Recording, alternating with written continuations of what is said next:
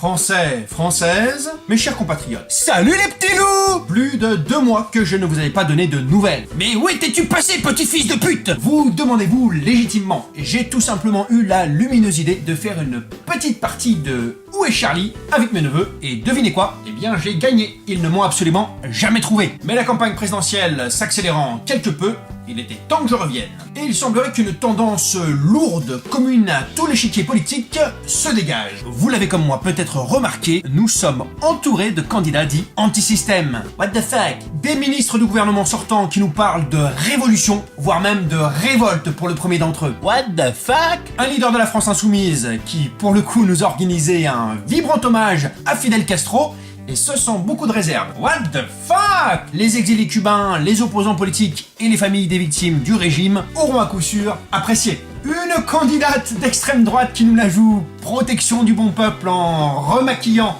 son parti politique comme une voiture volée. Par des arabes ou des gitans, c'est certain! Doit-on toutefois rappeler que le président fondateur de ce parti avait un compte caché au Panama? Non, pardon, que le majordome du président fondateur de ce parti avait un compte caché au Panama? Non, pardon, je crois que c'était le chien du majordome du président du parti fondateur. What the fuck? La palme revient toutefois à François Fillon, dont l'un des lieutenants, Bruno Retailleau, nous assure à longueur d'interview qu'il est un candidat anti-système. What the fuck? Député depuis ma naissance, en 1981. Ministre de l'enseignement supérieur et de la recherche. Ministre du Travail, ministre des Technologies de l'Information, ministre de l'Éducation nationale, ministre de l'Écologie et enfin... Premier ministre pour 5 ans. Je crois en effet qu'on le tient notre punk à chien anarchiste. Alors, un seul message à votre attention, chères candidates, chers candidats. Allez tous bien vous faire enculer avec vos éléments de langage de merde. Au besoin, je peux évidemment vous refiler quelques adresses. Quant à moi, malgré un style et une tenue aujourd'hui peu conventionnels, je ne suis pas un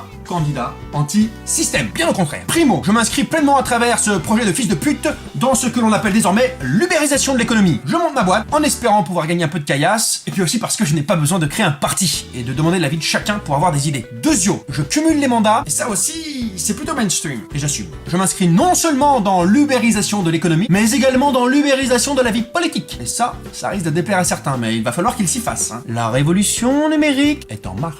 Enfin, tertio, ma campagne sera populiste et démagogique. Et là non plus, je n'ai rien inventé. Je vous laisse pour aujourd'hui et je reviens très vite, pas dans 2 mois, promis. Avec non pas un programme, car à quoi bon si c'est pour se torcher avec dans 1 an ou dans 5, mais avec des objectifs et une méthode. Je vous communiquerai notamment les noms de mon équipe gouvernementale, vidéo après vidéo. Un peu comme dans un calendrier de l'Avent. C'est aussi cela l'esprit de Noël.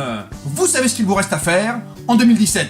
Votez Vince, le candidat qui fout le beans, engagez la lutte, votez fils de pute.